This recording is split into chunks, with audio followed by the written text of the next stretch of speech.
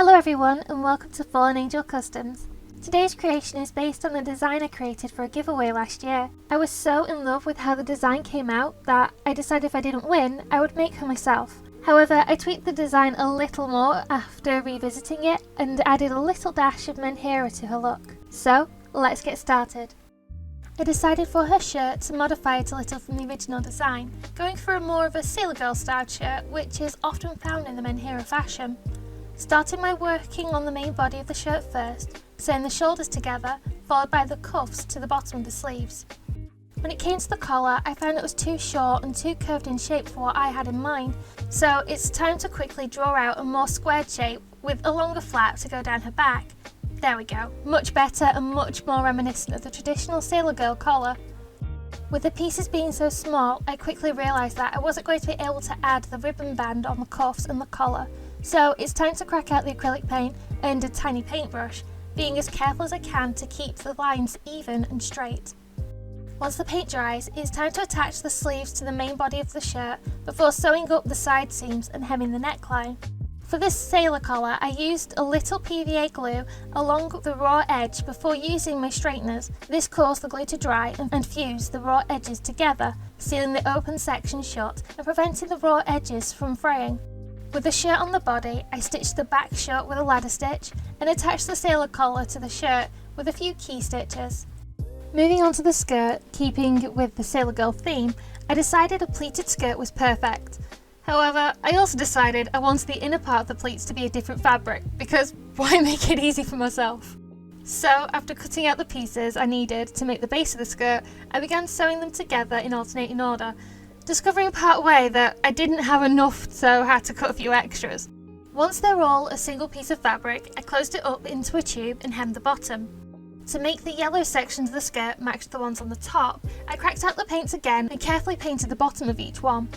Now for the trickier part, folding each piece to create the box pleats. It took me a good 5 or 6 attempts before I was happy with it. In order to encourage the pleats to stay in place, I used my straighteners on a low heat to create the needed creases for the pleats to stay in place before sewing the waistband to the skirt. Wanting to add a little more pink to the main body of the outfit to complement the cute little stars on the inner sections of her skirt, I decided making some little suspenders would be perfect. So, taking some pink ribbon, I measured out the length I would need against the doll and cut 2 pieces, sewing the ends with a lighter. Please be safe when using lighters, it's very easy to burn yourself with them.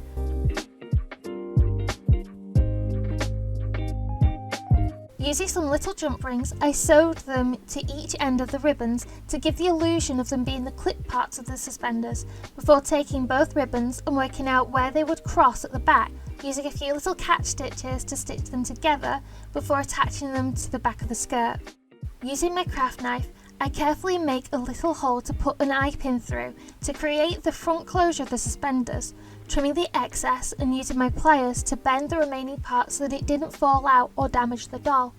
Taking an extra eye pin, I lightly traced around the flat head to make sure the button pieces wouldn't be too big or too small. For the buttons, I decided to make them into little pill designs, pulling on the menhira style a little more. I coloured each of them with my markers and a little acrylic paint before using a little UV resin to dome the top and strengthen them.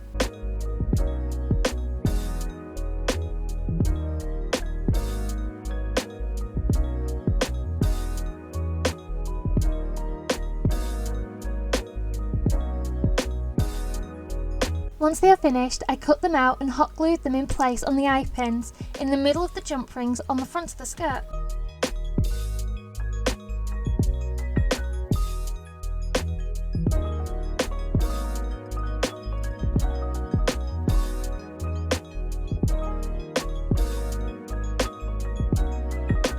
Taking my usual basic sock pattern, I cut out 2 pieces in white stretchy fabric and hemmed the top of them. Now for the fun part. Taking a pencil, I sketch out the design I want on them. I looked up several different menhira style tights, socks and stockings and used them to create my own design featuring bandages, band-aids and pills.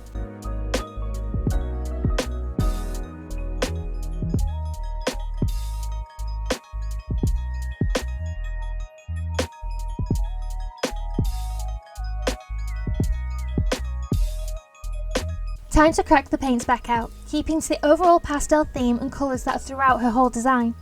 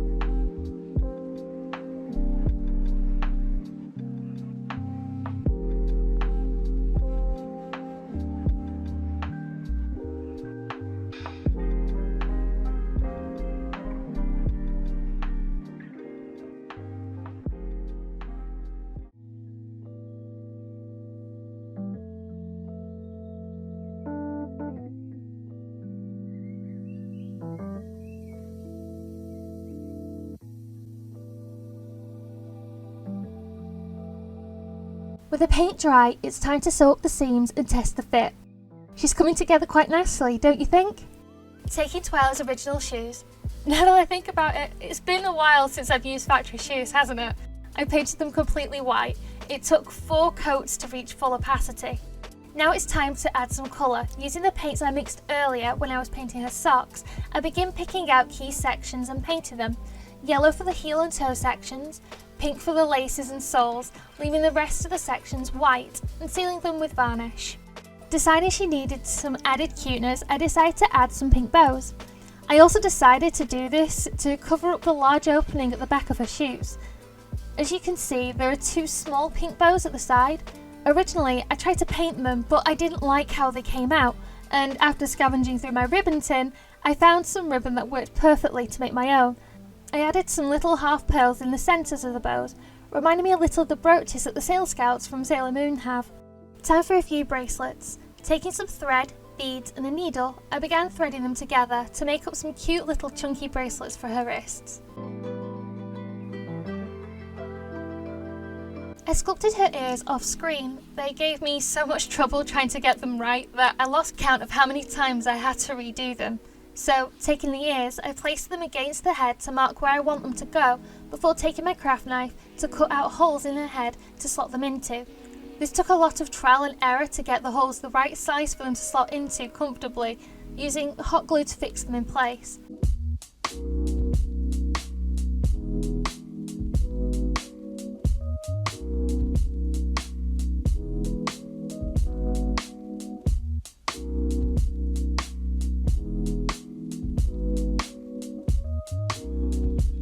Once they are firmly in place, I mixed up some more paint to colour match them to the head. This took about 6 layers to get a full even coverage so that they matched perfectly.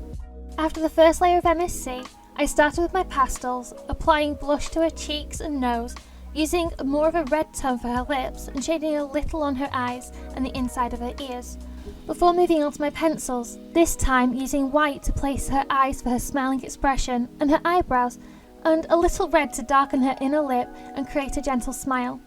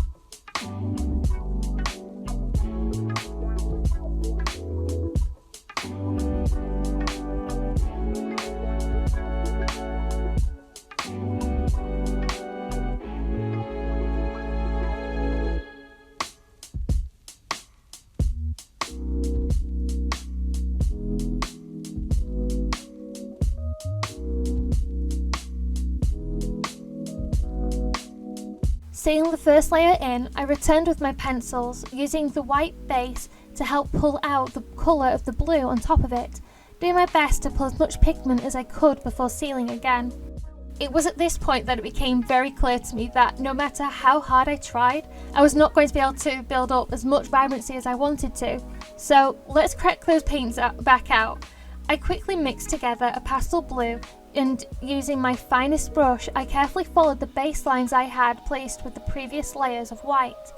With her face complete, I applied some cute little freckles across her nose and cheeks, using a white acrylic and an old toothbrush, using it to flick paint to create delicate little freckles across her cheeks, using a little piece of damp cotton pad to wipe the flecks away from where I didn't want them to be.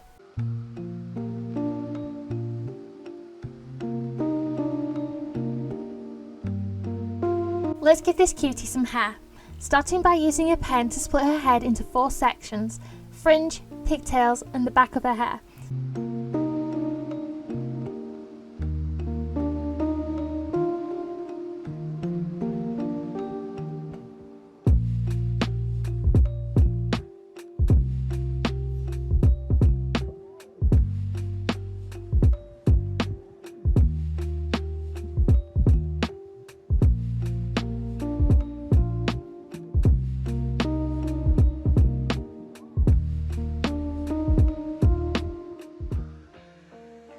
With the guidelines down, it's time to start attaching wefts, which I created out of Sweet Dreams chunky yarn from Retro Dolls US. I started with a fringe which only needed 2 layers.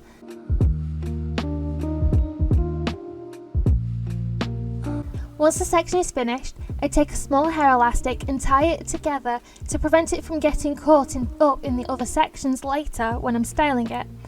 I repeat this for the back of her hair too, layering up the wefts to the guideline and tying it together once I'm done.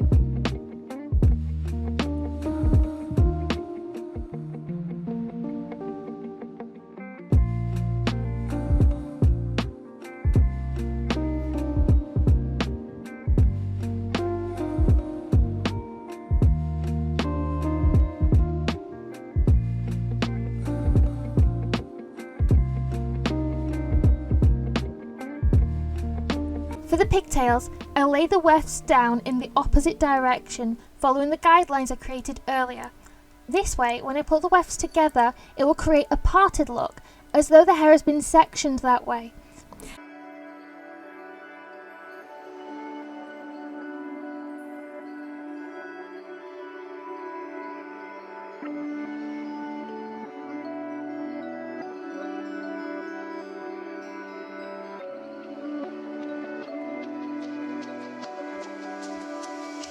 I placed an extra weft in the inner section, close to the central part line, as it looked a little thin and this helped to fill it out better. Tying it all together, I repeat this for the other side.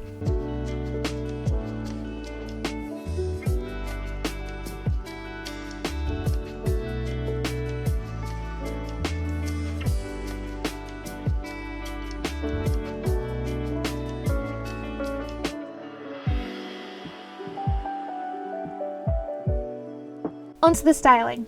Taking down one of the pigtails, I brush it through before gathering the whole section together to tie it into a pigtail. I found twisting it together helped me tie the band closer to the head, which also helped to give the tightly tied hair look, which I repeated on the other side. Time to tackle those bangs. I sectioned them into 3 parts, 2 longer pieces either side of her face and the shorter central section. I used her eyes as a base guideline as to the length to cut the middle section, as I go back in with the scissors, adding some shaping to them and sweeping them over to one side, which helped give a more full look to her fringe without causing it to stick out awkwardly, using a little water to help shape and style the tips. Before trimming down the longer front sections, I took down and brushed out the back section before cutting it short so it will reach just over her shoulders. Now I know the length of the back, it's time to trim the front, using the shorter back length as a guide to angle the length downwards, trimming and shaping everything once I've got into the shape I want.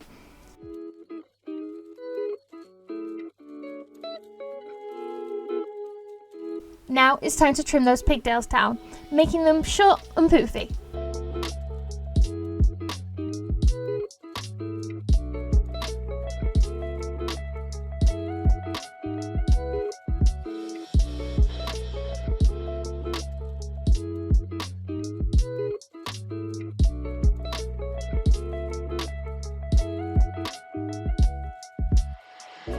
Take some pink thread and large pearl beads.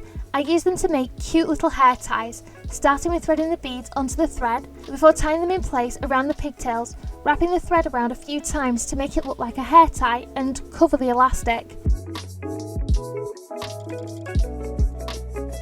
Using the same method as her little suspender clips, I made her some cute little hair clips, gluing them carefully onto one side of her fringe.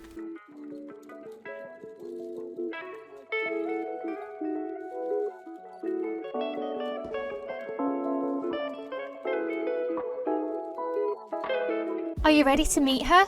I'd like to introduce you all to Yumi. She was so much fun to work on. Something about her shoes kept screaming off to me, so I added a little green paint to the edges of the yellow section, which really helped give them a more finished look to me, and while I was at it, I painted her nails too. I did originally intend on giving her some cute little fangs, but I just couldn't seem to get them to look right. She looks adorable without them though. She was so much fun to take photos of, sending me lots of happy, cheeky playfulness vibes, and I can't wait until I can take her down to the park and take some more photos at a later date. Do you have a favourite part about Yumi? I'd love to hear what it is. Mine has to be the pastelman hero look overall. Makes me want to make a darker counterpart to her. What do you think? I hope you enjoyed watching Yumi's journey. Until next time!